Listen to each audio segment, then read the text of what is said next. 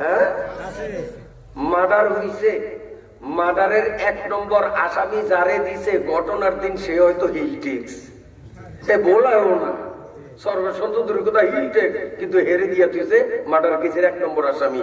এগুলো আছে না? না, হায় হায়, একটা টাটকা সাক্ষী, ওই যে পয়সা। মামলা হাকিম নিল, হাকিম সাথে সাথে রায় লিখে দিল, আগামী শুক্রবারে দুপুরে হাজার হাজার পাবলিকের উপস্থিতি অমুক ময়দানের মধ্যে ঘটিয়ে সকলের সামনে এর উচিত বিচার করা হবে, কোমর সমান তাকে মাটির মধ্যে গাড়া হবে, এরপরে বৃষ্টির মতো পাথর মেরে মেরে তাকে হত্যা করা হবে। রায় হয়ে গেছে। এখন বাড়িতে আসছে, আইসা ভাবি কয় তোরে না বলছি আমার সাথে কথা বলতি না, আবার কি আলাপে আসছো? এ ভাবি, সেদিন তোমারে বলেছিলাম বিশ্বাস করলে না, এই যে দেখো মামলার নকল নিয়ে আসছি, এই যে 4 জন সাক্ষী, প্রত্যক্ষদর্শী সাক্ষী, তোমার বিরুদ্ধে মামলা। আগামী শুক্রবারে তোমার জীবনের শেষ মুহূর্ত, দুনিয়ার থেকে তুমি বিদায়।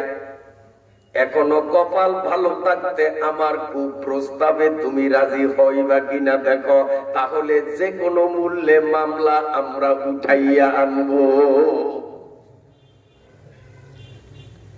বন্ধুরা আমার, ওই মহিলা গড় গড় করে 2 চোখের পানি ছেড়ে দিয়ে বললেন, দেওয়ার বাইরে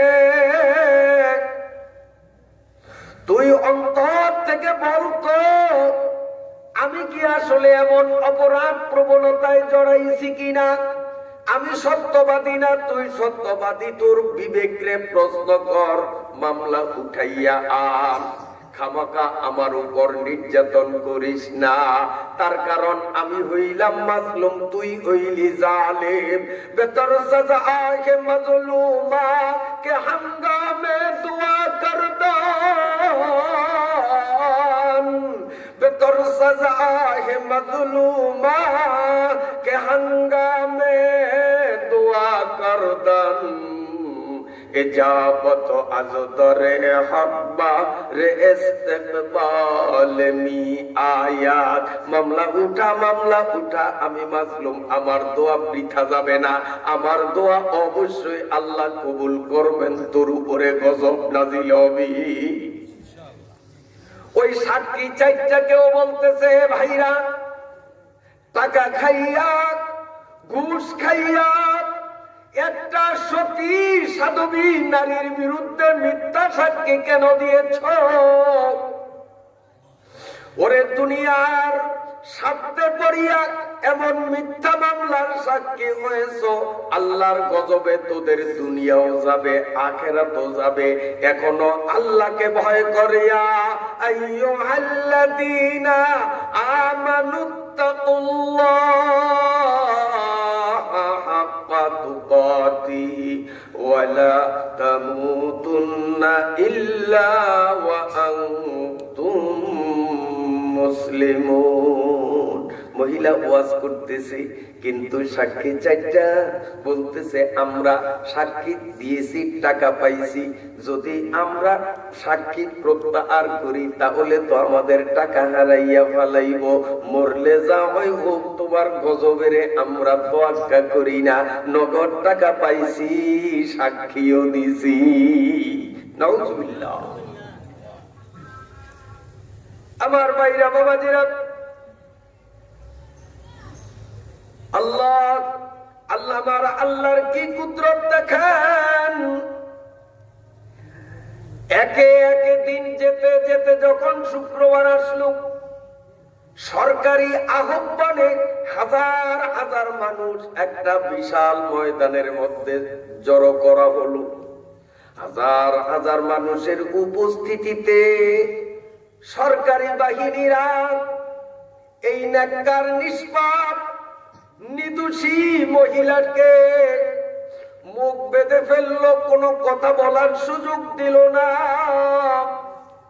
মাটি গর্ত করে কোমর পর্যন্ত অবলা নারীটারে গাড়া হলো। চতুর্দিক থেকে জনগণ বৃষ্টির মতো পাথর মারতে শুরু করলো। ওরে এত পর্দানিসীন এবং ভালো মানুষ মনে করতাম, ওর পর্দার মধ্যে বুঝি এত শয়তানি। এগুলো বলতেছে আর সি সি করে আর পাথর মারি। ওই মহিলা পাথরের আঘাত, শরীর চৌচির হয়ে পেটে লাল রক্ত গুলো গড়িয়ে গড়িয়ে পড়ছে। গামছা দিয়ে তার মুখ বাঁধা, অন্তরে অন্তরে আল্লাহ তোমারে ভয় করিয়া হকের উপরে অটল থাকতে গিয়া মাবুদ এভাবে আমার উপরে কি নির্যাতন চলছে, আল্লাহ তুমি সাক্ষী থাকো। আমি তোমারে ভয় করি মৃত্যুর চেয়েও বেশি। আমি মৃত্যুকে বরণ করলাম, তবুও তোমার ভয় ভুলি না।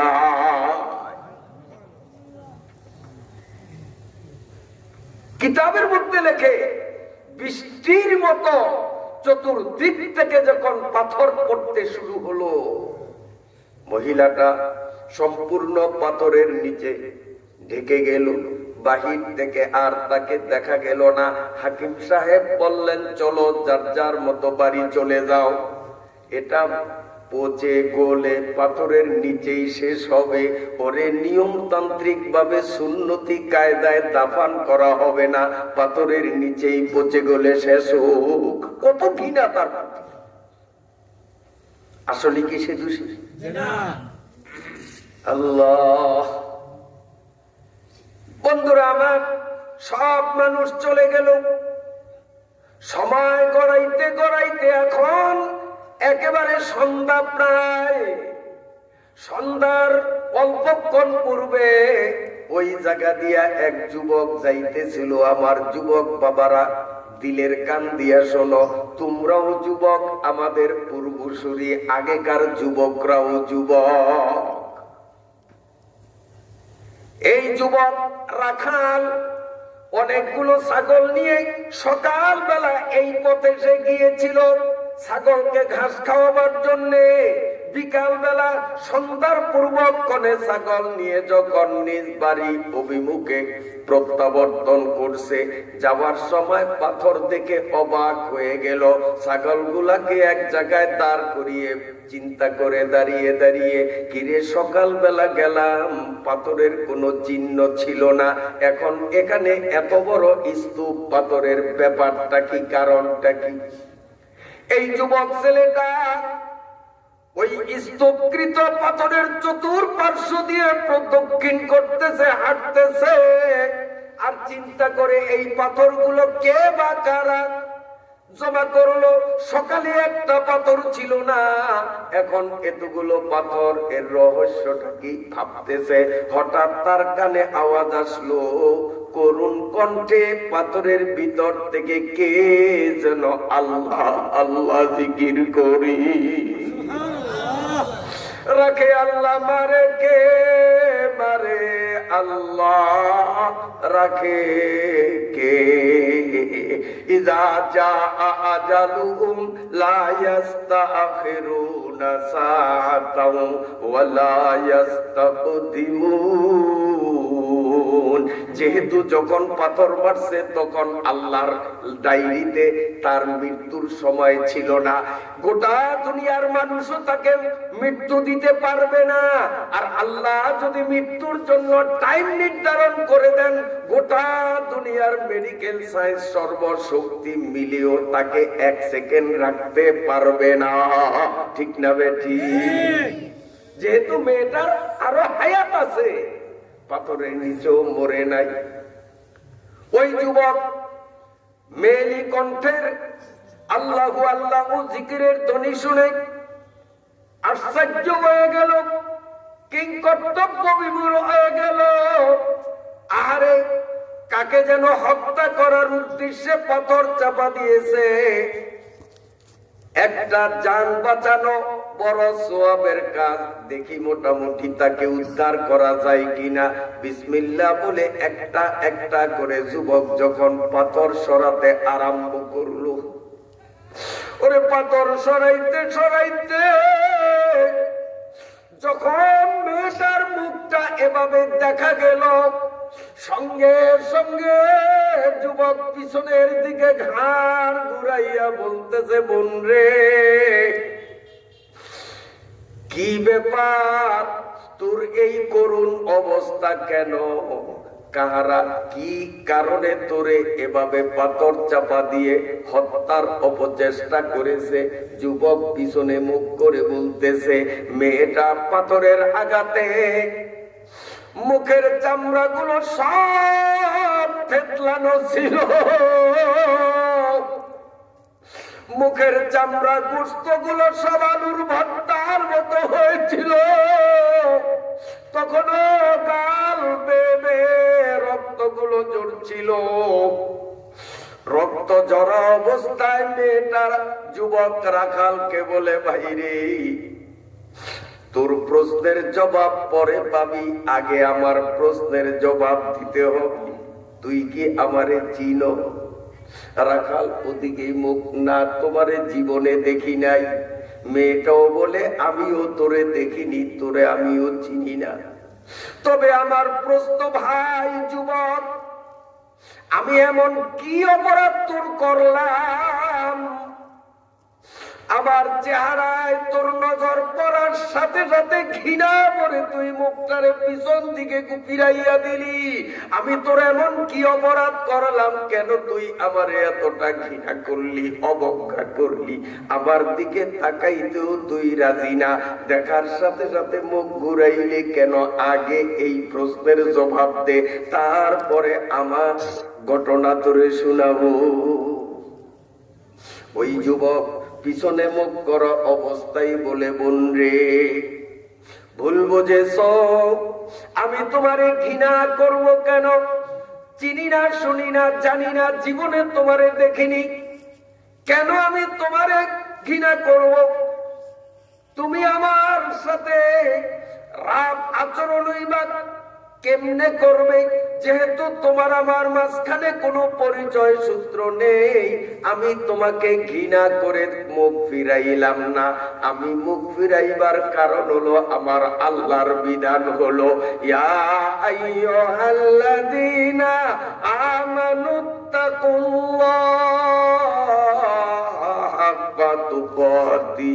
আল্লাহ বলেছেন, ইমানদাররা রে, আল্লাহকে তোমরা ভয় করার মতো ভয় করো। আমি আল্লাহর ভয়তে চেহারা ঘুরাইছি, তার কারণ আমি একটা ভরা যৌবনের যুবক, তুমি একটা ভরা যৌবনের নারী। আমি তোমার চেহারার দিকে তাকাবো, আল্লাহর আইনে এটা নিষেধ। এই জনমানব শূন্য পরিবেশ, পাহাড়ের পাদদেশে একটা মানুষও নাই। আমি যদি তোমার দিকে এক সেকেন্ড নজর দেই, দুনিয়ার কোন মানুষ না দেখলেও আমার আল্লাহর চক্ষুকে ফাঁকি দেওয়া যাবে না। আমি আমার আল্লাহর ভয়তে আমার চেহারাটা ফিরাইয়া দিছি। ওয়াকালান নাবিয়্যু সাল্লাল্লাহু আলাইহি ওয়াসাল্লাম, লানাল্লাহুন নাযিরা ওয়াল মানযুরা ইলাইহি। শরীয়তের বিধান হলো, যে তাকাইলো ওই পুরুষটার উপরও আল্লাহর গজব, আর যেই মহিলা নিজেকে পরপুরুষের সামনে তাকাইবার মতো সুযোগ করে দিল, ওই মহিলার উপরও আল্লাহর গজব। আমি আল্লাহর গজবের ভয়তে তোমার থেকে মুখ ফিরাইলাম। সুবহানাল্লাহ, সুবহানাল্লাহ। মুসলমান কারে কয়? গরু খাইলেই মুসলমান হয় না। খবর নিয়ে দেখেন, বহু হিন্দুরাও বর্তমানে গরু খায়। কষ্ট হয় না? এরপরে মেয়েটা আল্লাহ পাকের শুকরিয়া আদায় করছে। আল্লাহ, ভাবছিলাম কোন বখাটে দুষ্ট প্রকৃতির যুবকের হাতে পড়লাম কিনা, কিন্তু মাবুদ তোমার শুকরিয়া আদায় করি, এমন চরিত্রবান যুবকের হাতে আমি পড়লাম যার দিলের মধ্যেও তোমার ভয় বিদ্যমান। এবার মেয়েটা তার করুণ কাহিনী শুনাইতেছে, আর যুবক একটা একটা করে পাথর সরাইতে সরাইতে সরাইতে সরাইতে মেয়েটাকে যখন বিপদ মুক্ত করছে, এবার যুবক বলে, বোন রে বাড়ি যাইও না, কারণ তোমার এলাকার মানুষের ধারণা তুমি পাথরের নিচে মরে গেছো, লাশ হয়ে গেছো। তুমি এখন যদি আবার জীবিত বাড়ি ফিরো, তাহলে আবারও তোমার উপর তারা আক্রমণ চালাবে। তুমি বাড়ি যাইও না। অবলা নারী বলতেছে, আমি কোথায় যাব, কে আমারে আশ্রয় দিবি? যুবক বলে, বোন রে যদি তুমি রাজি থাকো, আমি তোমাকে প্রস্তাব করছি। আমি একজন নিতান্ত দরিদ্র গরিব মানুষ, শীর্ণ জীর্ণ ভাঙ্গা চূড়া লতা পাতার তৈরি একটা ঘরে বসবাস করি। আমার ঘরে আমরা স্বামী স্ত্রী দুজন, আর আমার একটা নাবালেক মেয়ে, তিনজন পরিবার সদস্য মিলে আমাদের সংসার। তোমার মতো একজন আল্লাহওয়ালি আল্লাহর বান্দিরি যদি আমি খিদমত করতে পারি, আখেরাতে আল্লাহর কাছে সুফল পাবো। তুমি যদি আমার বাসায় থাকতে রাজি হও, আমার বাসায় তোমাকে আমি রাখবো। আমার নাবালেক মেয়েটা তোমার খিদমতের জন্য দান করে দেব।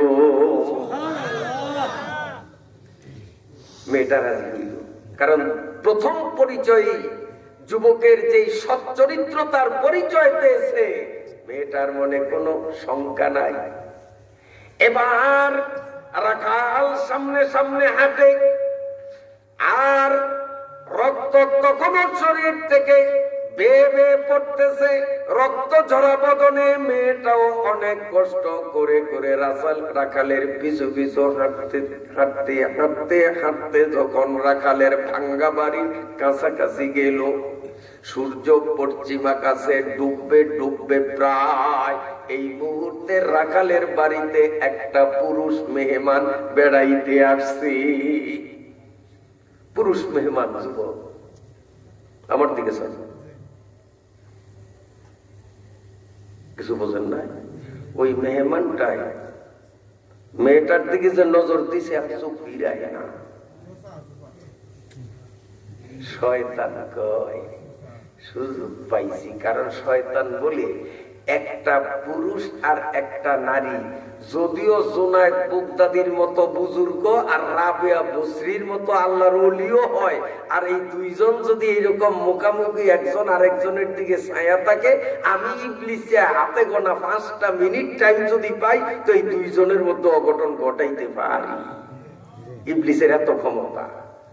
আর আমরা মনে করি যে আমাদের মেয়েরা, কলেজ পড়ুয়া মেয়েরা আর প্রাইভেট মাস্টার আমার মেয়েকে যে প্রাইভেট পড়ায়, এরা জোনায়েদ বুগদাদিরও উপর ক্লাসের ওলি, আমার মেয়ে রাবেয়া বসরির চেয়েও বুজুর্গ, রুমের দরজা লাগাইয়া ঘন্টার পর ঘন্টা প্রাইভেট মাস্টারের কাছে এক রুমের মধ্যে আমাদের মেয়েকে দিয়ে কোথায় মায়ের খবর, কোথায় বাবার খবর, এগুলো সমাজে আছে না? না। হায় হায়, আমরা কতটা বিবেক শূন্য। স্বামী ভোলা যায়, আমি তো ভোলা যাই, ফিরতে সন্ধ্যা হবে। এ ছোট ভাই আব্দুল করিম, তোর তালুই বাড়ি যা, তোর ভাবিরে নিয়ে আপ ডাউন রিক্সা ভাড়া কইরা দিলাম। এরে কপাল পোড়া বিবেকহীন স্বামী, তুই যে তোর ছোট ভাইরে পাঠাইলি ওর ভাবিরে আনার জন্য, দেওয়ার ভাবি এক রিক্সায় বসে যখন আসবে, তখন রিক্সা চলার পথে নড়াচড়ে করলে একজনের গায়ে আরেকজনের ঘেঁষা লাগবে কি লাগবে না? কোথায় আমাদের বিবেক? ইবলিস বলতেছে, একটা পুরুষ একটা নারীর থেকে যদি নজর দেয়, আমি ইবলিস যদি 5টা মিনিট সময় পাই, অঘটন ঘটাইয়া দিতে পারি।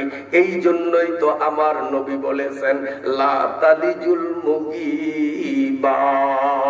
আল্লাহ পাকের নবী বলেন খবরদার খবরদার, এই প্রাপ্ত বয়সের পুরুষরা, প্রাপ্ত বয়সের নারী, তোমার স্ত্রী ছাড়া দুনিয়ার কোন নারীদের সাথে নির্জন বাস হইও না।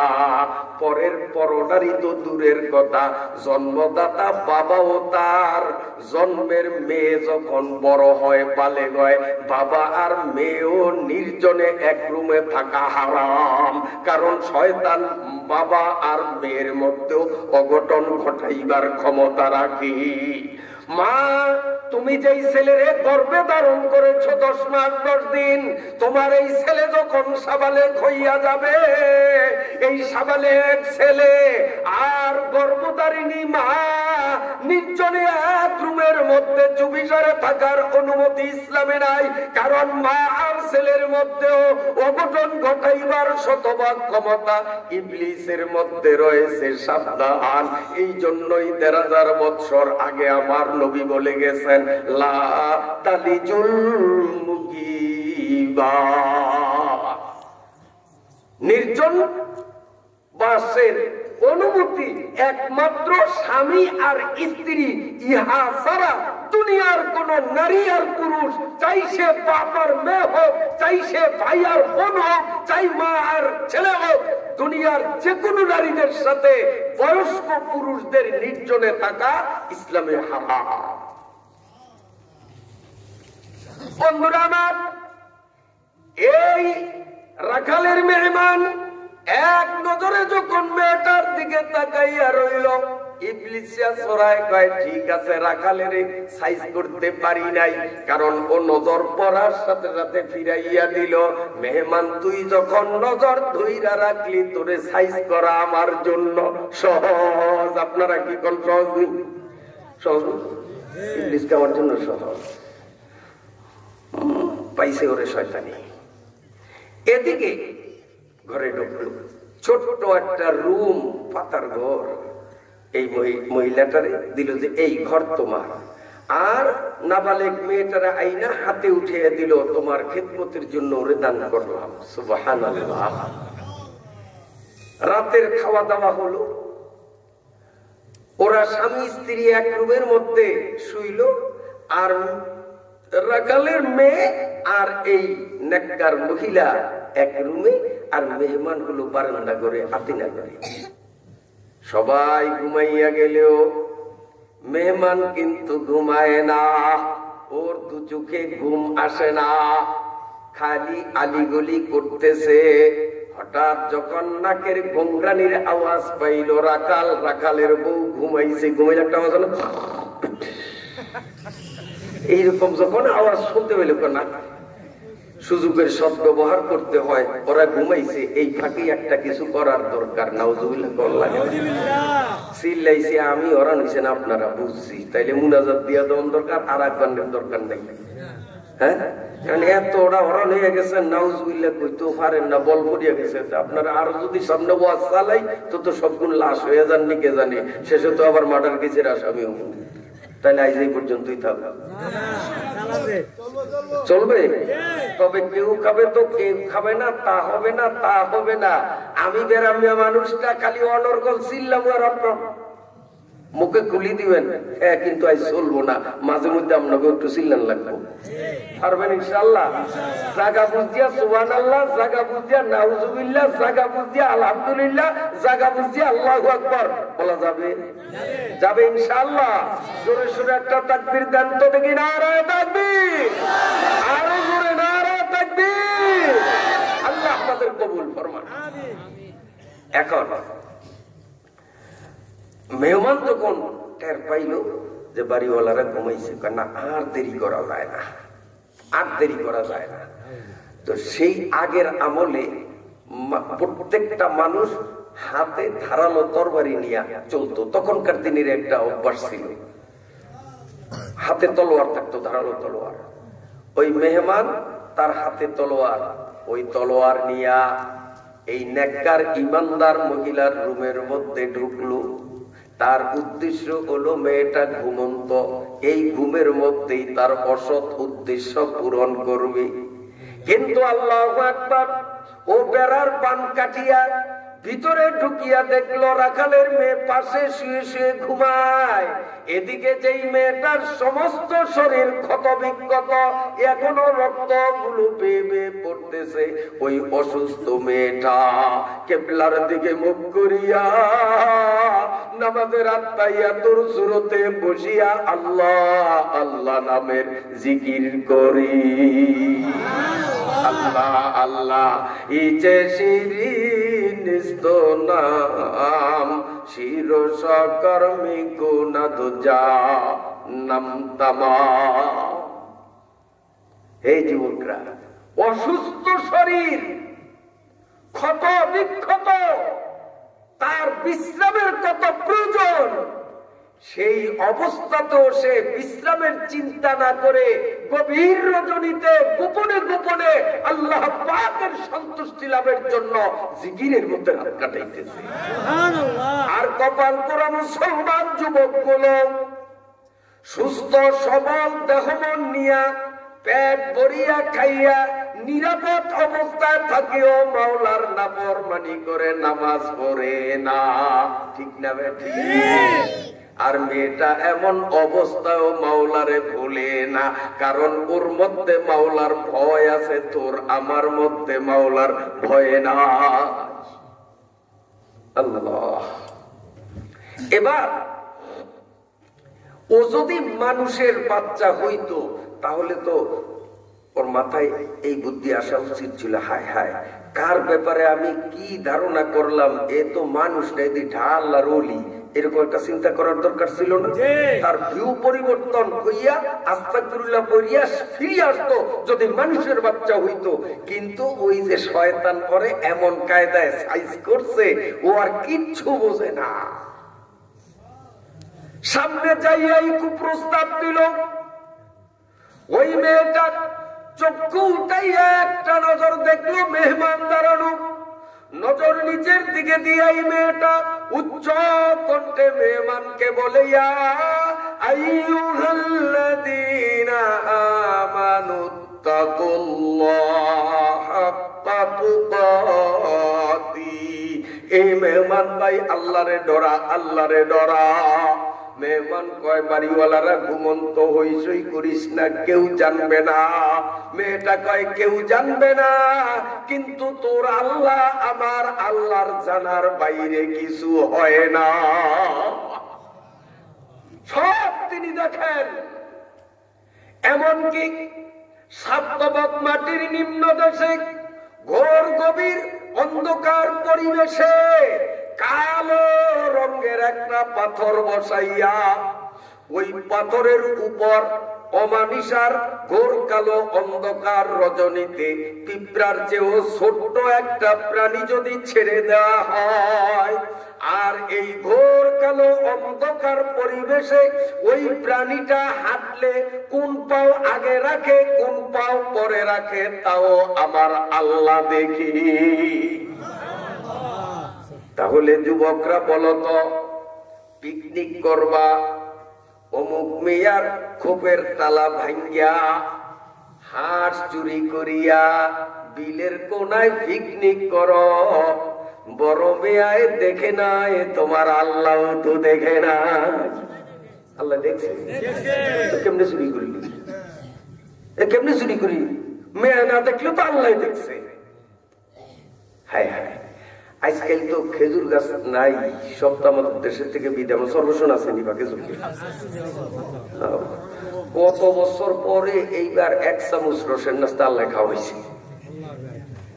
কত বছর পরে বডি ওর নাই, তাও কেমনে একজনের ডাক্কা নিয়ে আমারে, হ্যাঁ ডাক্কা নিয়ে নিচে তো বেশি খাইনি অল্প, কারণ চিন্তা করলাম যে একারি রস আনছে, একারি রস দিয়া নাস্তা আনছে, এখন আমারে তো হুজুর দিকে একার প্লেট ভরিয়া দিছে, নাদানের মতো যদি সব খাইতো ঘরের সপ্তাহ বহুবার একারি আর নাস্তা হয় কদ্দুর, আমারও তো একটা বিবেক আছে। আমি না মাশাআল্লাহ খুব ভালো লাগছে, কত বছর পরে যে খাইলাম আলহামদুলিল্লাহ, না আরো খান আরো খান, না আর খাবো না আর খাবো না, যথেষ্ট হয়ে গেছে। এইবারে অল্পতি নাকি আপনাদের দেশে খেজুর গাছ ফাঁকে চোখে আছে? আছে, মাশাআল্লাহ। তাইলে একটু কওয়া লাগে, না থাকলে কইতাম না, না থাকলে কইতাম না। আহারে বুড়া মানুষটা শীতের দিন কত কষ্ট কইরা বিকাল বেলা গাছের আগা তুইটা গাছটারে কাটে। আরে বুড়া মানুষ সকাল বেলা আবার শীতের মধ্যে এই গাছের আগায় ওঠে, উঠতেই দেয় যে আরে ত্রস নাই, তখন কেমন লাগে? খুব ভালো লাগে। হ্যাঁ, হায় হায় গাড়ি হয়ে যায়। আল্লাহ কোন দেশে বাস করি। এই নোয়াখালীর একটা ঘটনা, এই যুবক শোন বেটা, বাস্তব কথা। নোয়াখালী এক বুড়িয়া এরকম গাছ কাটতো, আর বেহানের কালে গাছে আগা দুইটা দেখতো যে রস নাই, তখন সোরার মা বোন 14 গোষ্ঠীর হুইল ফাউডার দিয়া গাছের আঘাত দেওয়া শুরু করতো। বুঝেন না, বুঝেন না? কিন্তু চোরায় রাস্তার উপরে ওই গাছের গোড়াই কিন্তু তোনালি করিয়া দাঁড়ানো, কিন্তু অর্থ সব জ্বলে ভিতরে, কারণ ওই যে গাইল দেয় সব লাগে না, লাগে না কথা কয়, কিন্তু কইতেও তো পারে না, কারণ কইলে তো ধরা খায়। সোরা তো শিক্ষিত, সোরা তোনালি করা। আর আমাদের দেশে ফ্যাটের দায়ে চুরি করে মানুষ, কিছু মানুষ এরা আলু চুরি করে, মূলা চুরি করে, হাক চুরি করে, আপনার লতা পাতা চুরি করে, কিন্তু এদের বিচার হয়। আর বড় চোরারা হইল শিক্ষিত চোরা, কলমের খোসায় জনগণের কোটি কোটি টাকাকে চুরি করিয়া আঙ্গুল ফুলিয়া ক্ষমতার বলে অল্প দিনেই কলা গাছ হয়ে যায়। এগুলির কোন বিচার নাই, খালি মূলা চুরির বিচার, পাতা চুরির বিচার। আসলে ওই চোরাদের বিচার আগে করা উচিত। ওরা হইল স্বভাবের চোর, আর এরা হইল অভাবের চোর। অভাবের চোরের বিচার বাংলাদেশে হলেও স্বভাবের চোরের বিচার কিন্তু আমরা যথাযথ দেখি না।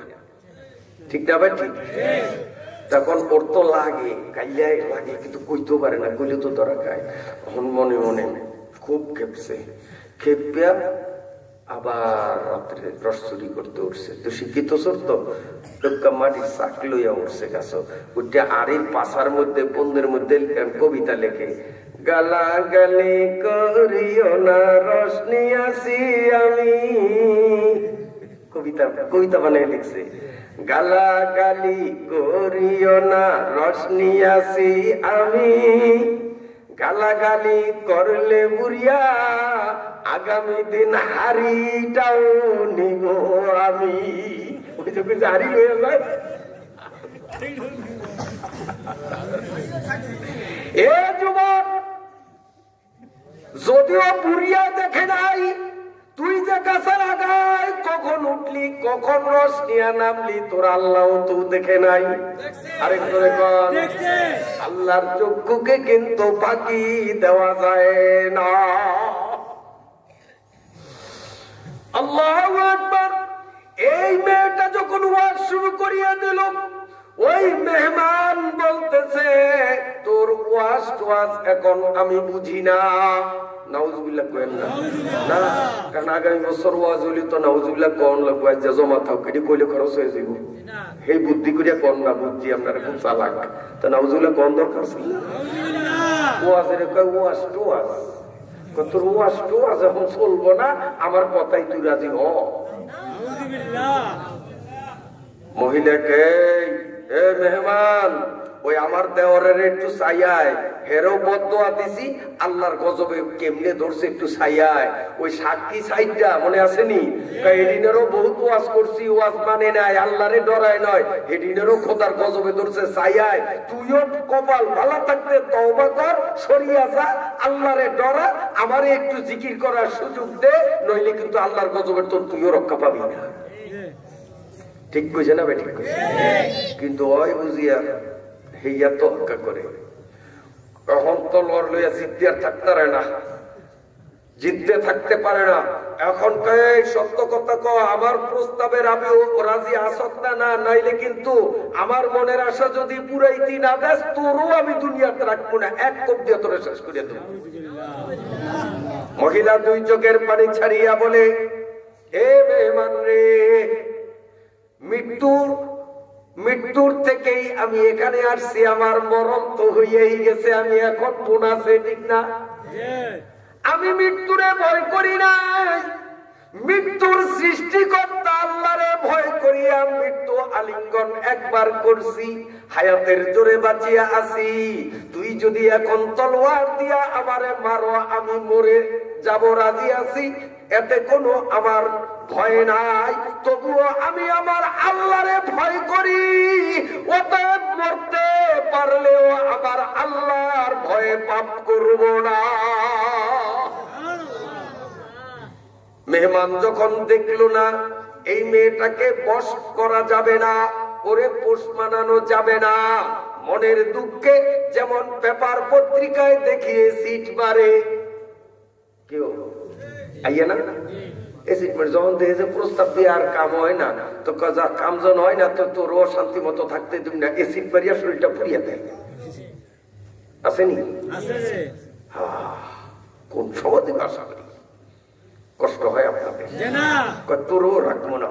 জিদের গায়ে ট্রিং করিয়া যখন একটা কোপ মারছে, কিন্তু লক্ষ্যভ্রষ্ট হইল কোপটা ওই মহিলার গায়ে না পড়িয়া ওই ঘুমন্ত মায়াটার পেটের উপরে পড়ছে, টোটাল শরীর দুই টুকরা হয়ে গেছে।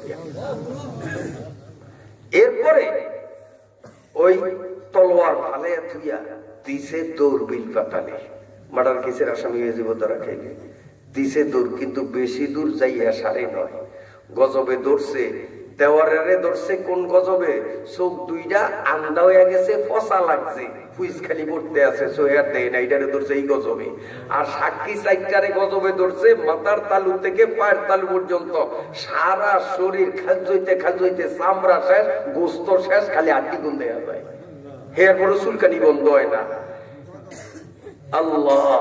এরপরে এই চান্দুও বেশি দূর যাইতারে না, দৌড় দিয়া খালি বাড়ির দহিন্দারে ওই বিলের কানি গেছে, আর এই খেতের আইলের লোক উষ্টাকে খাইতে পড়ছে, আর ধরছে কোদার বেড়াবে, কইজা যায় কইজা যায় রে, কইজা যায়, খালি কইজা যায়। ওরে যে কইজা বেড়াবিয়ে ধরছে, আল্লাহর গজবে ওরে ধরছে, এখন আর সামনে পথ চলতে পারে না। এদিকে কিতাবের মধ্যে লেখে ওই মেয়েটা দুই টুকরা হইয়া লাফাইতে আছে রক্তের স্রোতের মধ্যে, আর গড়গড় শব্দ করতেছে। মেয়েটার গুংরানির শব্দ শুনিয়া রাখালের বউ দুটা লাফ দিয়া উঠল। ওইটাই দেখে ওই মহিলা চুপচাপ বসা, তার সামনেই মেয়েটা দুই টুকরা রক্তের জোয়ারে নাচানাচি করতেছে। মা আর বাবা এই করুণ দৃশ্য সহ্য করতে না পারিয়া একজনে নিরপরাধ মহিলার মুখখানে চাপিয়া ধরল, আর একজনে কিল ঘুষি লাঠি চুলটানি ক্ষত বিক্ষত শরীরের উপরে মাইরের পরে মাইর, মাইরের পরে মাইর, কোনো কথা তারে বলতে দেয় না। এরে নিমক হারাম, মৌতের ঘরের থেকে উদ্ধার করিয়া তোরে আশ্রয় দিলাম, আবার আমার মেয়েটা তোর খেদমতের জন্য দান করলাম, তুই এত বড় নিমক হারাম আমার আশ্রয়ে আমার ঘরে থাকিয়া আমার মেয়েটারে দুই টুকরা বানাইয়া এখনো দিব্যি ভালো মানুষ বসে আছো। এই কথাগুলো বলতেছে আর মারতেছে, মুখটারে চাপিয়া ধরলো, কোনো কথা বলতে দেয় না। মারতে মারতে মারতে মারতে মারতে মারতে রাত বহাইয়া গেল। স্বামী স্ত্রী দুইজন ক্লান্ত শ্রান্ত অবসন্ন হইয়া ভোরবেলায় যখন মেয়েটার মুখ চাইরা দিল, মেয়েটা কান্দে আর বলে, রাখাল ভাই ভুল বুঝেছ, ভুল বুঝেছ রে ভাই, আমি নিমক হারাম নই, তোর মেয়েকে আমি কেন মারবো? আমার এত বড় একটা উপকার তুই করলি, আমি নিমক হারামি করি নাই। তোর মেহমান তোর মেয়েটারে মারছে, তোরা যখন ঘুমে মগ্ন অসৎ উদ্দেশ্য নিয়ে আমার রুমে তোর মেহমান ঢুকছে, আমি যখন তারিয়া আইয়ুহাল্লাযীনা আমানুত্তাকুল্লাহর ওয়াজ শুরু কইরা দিলাম, ওর মনের আশা পুরাইতে দিলাম না। আমারে মারার নিয়তে তলোয়ার মারছে, ভুলে তোর মেয়ের উপরে পড়ছে, আমি মারি না। দেখ তলোয়ারটা অমনি তলোয়ার হাতে নিয়ে দেখলো হ্যাঁ সত্যি তো আমার মেহমানের তলোয়ার। বারান্দা করে যাইয়া দেখে মেহমানও ধারে আর কাছে নাই। এখন সকাল হয়ে গেল, স্বামী স্ত্রী দুইজন মেয়েটার পাও ধইরা মাপ চায়, বোন রে না বুঝিয়া তোমার সাথে অপরাধ করছি, তোমার ক্ষত বিক্ষত শরীরের উপরে অসংখ্য মাইল চালাইলাম, মাফ করিয়া দাও, ভুল হয়ে গেছে বুঝি নাই। তবে বোন আমরা গরিব মানুষ, ঘরে মাত্র 300 টাকা আছে আর নাই, তোমার চিকিৎসা বাবদ যা আছে তাই দিয়ে দিলাম, নাও তুমি 300 টাকা। তবে আমি গরিব মানুষ, শীর্ণ জীর্ণ ভাঙ্গা চূড়া ঘর, এলাকার প্রভাবশালী বড় মেয়াদের যুবক পোলাপাইন যদি টের পায় আমি গরিব মানুষ, ওদের মোকাবেলা করতে পারবো না, তোমার সতীত্ব আমার এখানে সেভ করতে পারবো না। ওদের চিকিৎসা বাবদ তোমারে যা ছিল করে তাই দিয়ে দিলাম টাকা 300। এখন তুমি রাস্তা মাপো, তোমার সুবিধাজনক জায়গায় তুমি যাও, আমার বাড়িতে তোমাকে নিরাপদ মনে করি না। মেয়েটা এবার কি করবে, নিরুপায় হইয়া টাকা 300 হাতে নিয়া অচেনা পথের পাড়ি দিয়া ঘর থেকে বিদায় নিয়া কান্দে আর বলে, মালিক রে, আমি যদি প্রথমবারেই আমার দেওয়ারের সাথে অপকর্ম করতাম, জীবনে এত দুঃখ এত কষ্ট লাঞ্ছনা আমার হতো না। হকের উপর থাকতে গিয়ে মাহবুব কত লাঞ্ছনা আমি সহ্য করলাম, তোমারে জানাইয়া দিলাম আল্লাহ, তোমারে ভয় করার মতো ভয় করি কারণে সামনের জীবনে এর চেয়েও মারাত্মক কোন যদি বিপদ আমার উপরে আসুক না কেন, আমার হুঁশ থাকা পর্যন্ত তোমারে পেজার আমি করব না। মুসলমানি বওয়াদ গরদান আদান এনানে খুদ বদাস্তে খাজা দাদান। মেয়েটা বলতেছে আর হাঁটতেছি, হাঁটতে হাঁটতে কিছু দূর যাইয়া দেখি কুলজা যায় চিল্লায়। এখন পাশে দাঁড়াইয়া কয়, কিরে দুষ্ট মেহমান ভাই, বলছি না আল্লাহর গজবে ধরবো, সুখটা কেমন লাগে? মহিলা যত বলে ওর সেদিকে কোনো লক্ষ্য নাই, শুধু কলিজা যায় চিল্লায়। আল্লাহ, কষ্ট হয় আপনাদের? আল্লাহ, এখন কোথায় যাবে ঠিকানাবিহীন আন্দাজে হাঁটতেছে। কিছু দূর যাওয়ার পরে দেখে 2টা পুলিশ একটা যুবকরে ধইরা খালি পিটাইতেছে, পাশার উপরে রোল দিয়া ধ্রিম ধ্রিম বাড়ি মারতেছে, আর ওই মাগো বাবা ওকে চিল্লায়, এইভাবে নিতে আছে। তো মহিলা মানুষের দিল নরম, ওর মনে সহ্য হলো না, সামনে গিয়ে কে, পুলিশ ভাইরা এই মানুষটার এরকম পিডান, মায়া দয়া নাই আপনাকে, এরকম পিডান কা? কয়, তুমি মেয়ে মানুষ, সর পিডা এখনো কি? এটা হইলো ব্রেকফাস্ট, প্রথম টিফিন, আসল খাওয়া হইলো থানায়, কে পিডার অন্য কিচ্ছু হয় না। মহিলাকে হবায় যাত্রা, এই যদি এই কায়দায় তো আসল পিডা কেমন হবো রে আল্লাহ রে। মহিলা 2 চোখের পানি গড়গড় ছাড়িয়া কয়, অপরাধটা কি? অপরাধ হইল ওই সরকারি ব্যাংকের থেকে 300 টাকা লোন আছে, লোন ঋণ, মেয়াদ পার হয়ে গেছে, খালি বলাইয়া থাকে, ও সরকারের টাকা দেয় না, ওর বিরুদ্ধে মামলা হয়েছে, দীর্ঘদিন পর্যন্ত ওরে বহুত খোঁজাখুঁজি করি পাই না, আমরা গোপন সূত্রে ইনফরমেশন পাইয়া আজকে পরে হাতে নাতে ধরছি, ওরে ছাড়বো না। মহিলা কয়, স্যার এত যে পিডাইলেন, টাকা কি পাইছেন? কয়, না পাই নাই। থানায় দিয়েও যতই পিটান, ওর থেকে টাকা পাইবেন না, যেহেতু টাকার জন্যই আপনারা পিটান। সাথে সাথে মহিলা নিজের কাপড়ের কোটের থেকে টাকা 300 বাহির করিয়া কয়, পুলিশ ভাই, আমি আল্লাহর ওয়াস্তে, আল্লাহর একটা বান্দার দুর্দিনে উপকারের জন্য আমার কাছে যা আছে তাই দান করিয়া দিলাম, তবুও আল্লাহর ওয়াস্তে বেটারে ছাড়িয়া দেন। পুলিশে কয় কথা তো একবারে হালান নিয়ে না, থানা নেফিটা মোটে এত বেরিব না, তার সাথে এত ভাইসি জন বাস ছাড়িয়ে দিছে, ছাড়িয়ে দিছে। এখানে শিক্ষার জিনিস। মহিলার নিজের টাকার দরকার আছে না নাই? কারণ ওর সারা শরীর পাথরে একবার থেতলাইলো, এরপরে বোনাস খাইলো, ফাও রাখাল আর রাখালের বউরাতের লাতি জোবান, ঠিক না? ওর চিকিৎসার দরকার আছে, 300 টাকায় তো হবে না, আরো দরকার। কিন্তু তারপরেও আল্লাহর একটা বন্দার দুরবস্থা দেখিয়া মানুষ কারে কয়, দুরবস্থা দেখিয়া মন নরম করিয়া নিজের জরুরতকে ভুলিয়া গিয়া আল্লাহর বন্দার জরুরতকে প্রাধান্য দিয়া টাকা 300 দান করিয়া দিল। সুবহানাল্লাহ, সুবহানাল্লাহ। এটাই হলো মানুষ।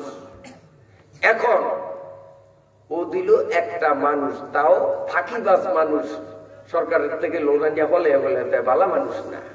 সেই ফাঁকিবাজ মানুষটার জন্য যদি আল্লাহর ওলি মেয়েটা এমন একটা দৃষ্টান্ত স্থাপন করতে পারে, আমি আজকে যদি আপনাদের বলি কোন চোর গুন্ডারে না, একটা দ্বীনি মাদ্রাসা, যেই মাদ্রাসার সুফল আমরা স্টেজে আজকে দেখেছি, এই মাদ্রাসাটাও দুর্দিনে যেহেতু আয় ব্যয়ের রিপোর্ট যা শুনেছি বড় দুঃখজনক।